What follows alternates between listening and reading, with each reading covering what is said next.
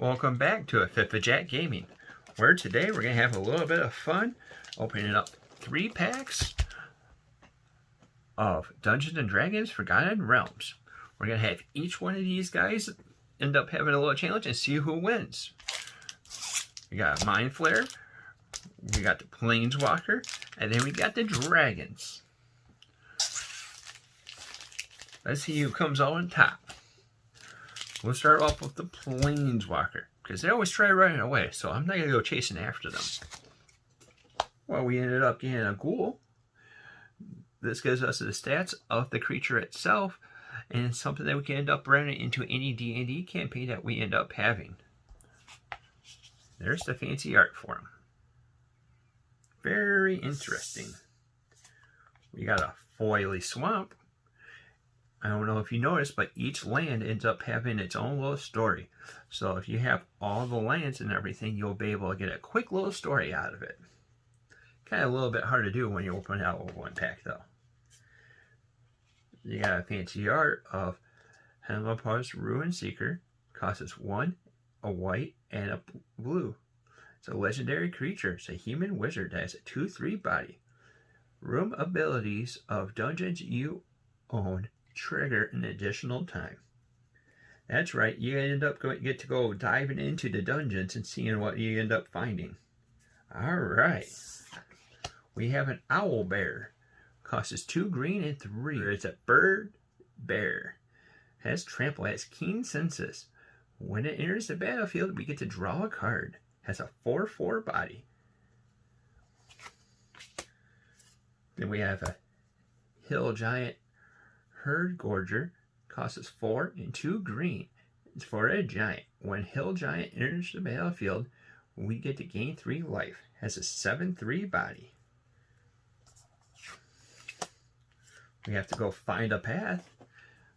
Costs us 2 and a green. It's an enchantment. Enchanted land. When Find a Path enters the battlefield, we get to venture into a dungeon. Enchanted land has tap, add 2 green. Oh snap. Makes sense that Planeswalker was able to turn to dragon, so we got a dragon of our own. We got a black dragon that costs us 5 and 2 black. Flying, acid breath. When black dragon enters the battlefield, target creature and an opponent controls gets -3/-3 until end of turn. Has a 4/4 body. Well snap, we gotta counter that with a little bit of white, so that our yin with our yang. It costs us 4 and 2 white for a dragon who has flying and has cold breath.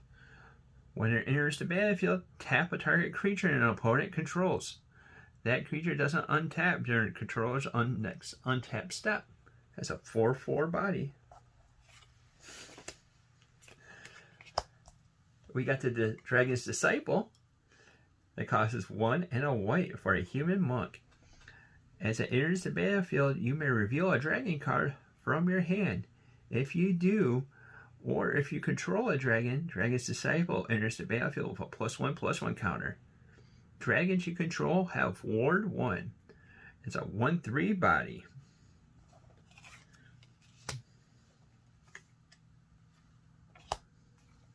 Delver's Torch costs us 1 and a white for an equipment. An equipped creature gets +1/+1, and whenever equipped creature attacks, venture into the dungeon. Has equipped cost of 3.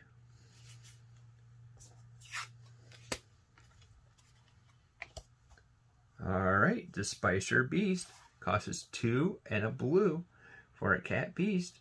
When the Spicer Beast enters the battlefield, we get to venture into a dungeon. So if we're already into it, we'll just get to advance to the next room. It also has displacement, where we could pay 3 and a blue. Return the Spicer Beast to its owner's hand. It has a 3/2 body. And then Bard class. Class is in session, guys. Legendary creatures you control enters the battlefield with an additional +1/+1 counter on them. Then we could level it up to level 2 by paying a red and a green Legendary spells you cast cost a red and a green less to cast. This effect reduces only color mana that you may pay. So it doesn't count towards the colorless, but if it has a red or a green, or both, that would count towards that. After we get down to level 2, we can bring it up to level 3, which it costs 3, a red, and a green. Whenever you cast a legendary spell, exile the top 2 cards of your library. You may play them this turn. And that's our rare out of the pack. Our foil is Kick in the Door. It is a red sorcery, and we get to put a +1/+1 counter on a target creature. That creature gains haste until end of turn and can't be blocked by walls this turn. Venture into the dungeon. And then we got a skeleton token. That's a 1/1. And on the flip side, talking about dungeons, we have the Lost Mine of Delver. Has a breakdown of different ones we can end up working in a different path that we can end up going. Like once we get first in the dungeon, we'll hit this one, and then we'll have a choice to either go this way or this way.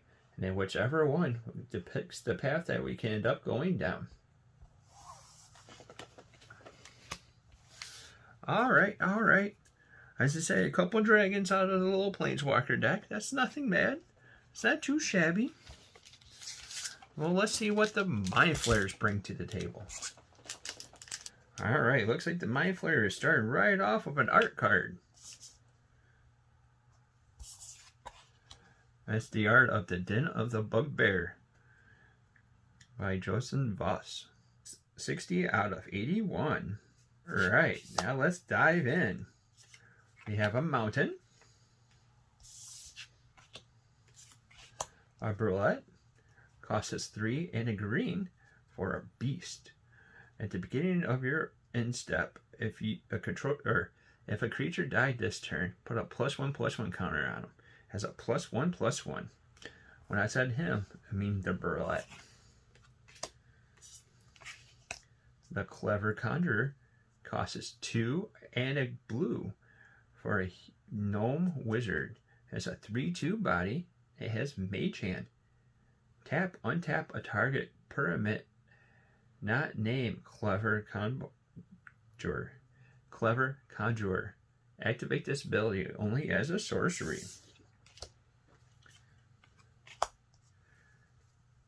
Air Cult Elemental costs us 4 and 2 blue for an elemental that has flying, has whirlwind, and when it enters the battlefield, return up to one other creature to its owner's hands.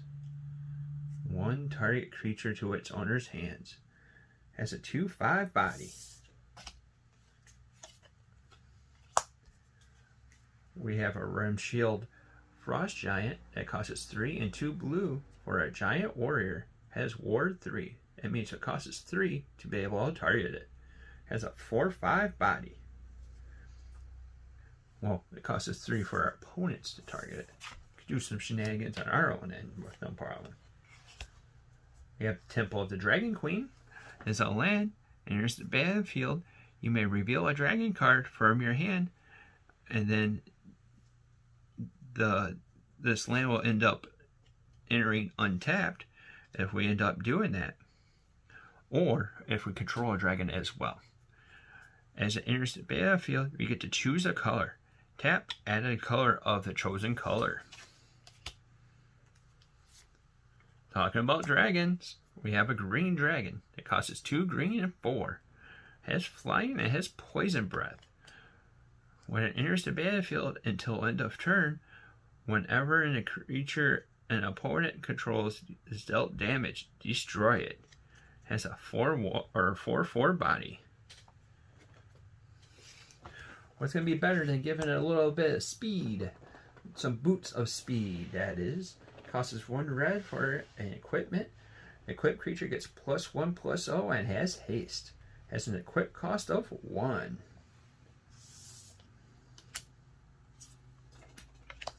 Wandering Tobardar costs us 3 and a green for a Dragon Bard. That's an interesting combo.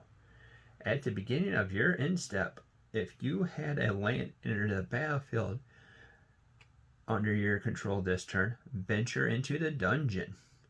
Has a 4/2 body.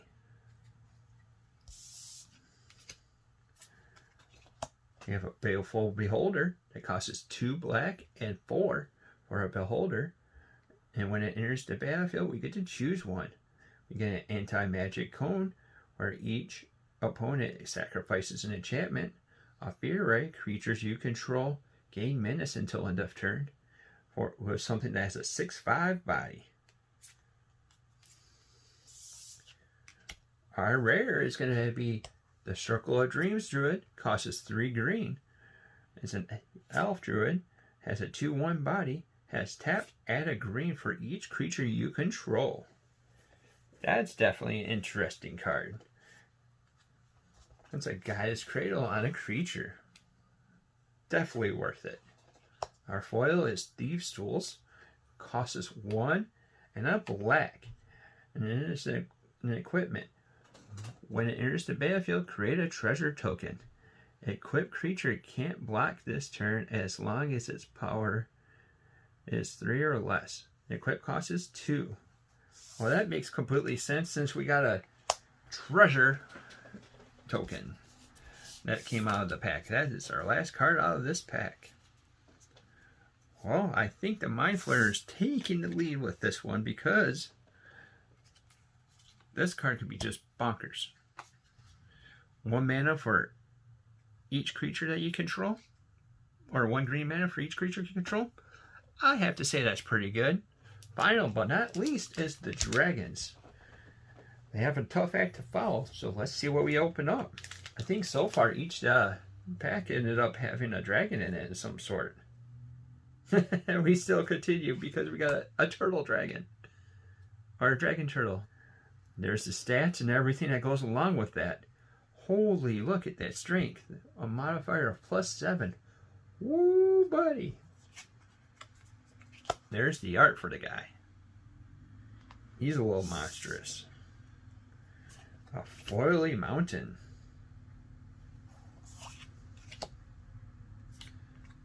Alternate art of a Blink Dog. Costs 2 and a white for a doggo. Must be a good boy because he has double strike and also teleport.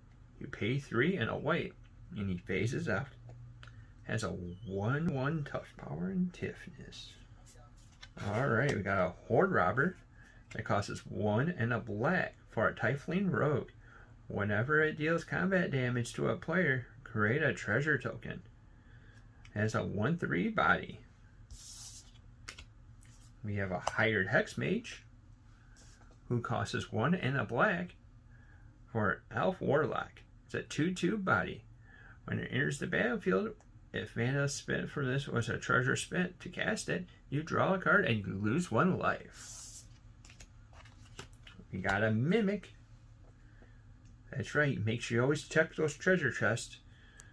Don't be super quick because it could always be a Mimic. It costs us 2 colorless and it's a treasure.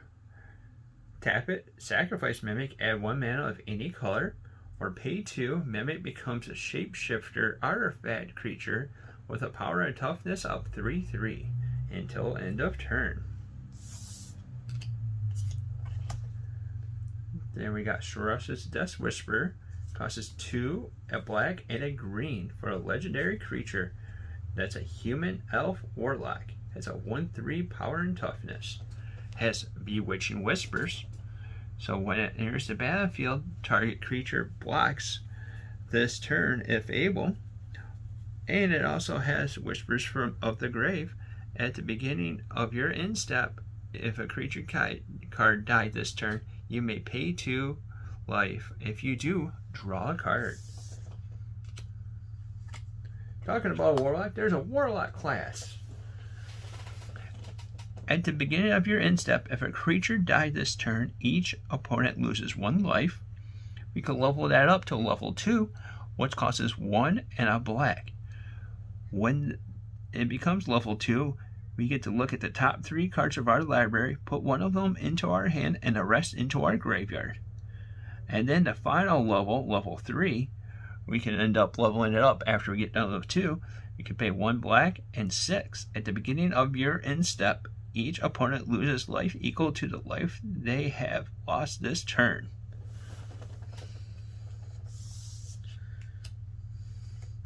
Then we have Array of Abovement. Costs us 1 black for an instant. Target creature gets -4/-1 until end of turn. If that creature is white, it gets -4/-4 until end of turn instead. I like the little flavor of color hating on this. Swarming Goblins costs us 4 on the red for a goblin. When Swarming Goblins enters the battlefield, we roll a d20. 1 through 9, we get to create a 1/1 goblin creature. 10 through 19, we get to create 2 of those tokens. And then if we roll 20, we get to make 3 of those tokens. It has a 4/3 body.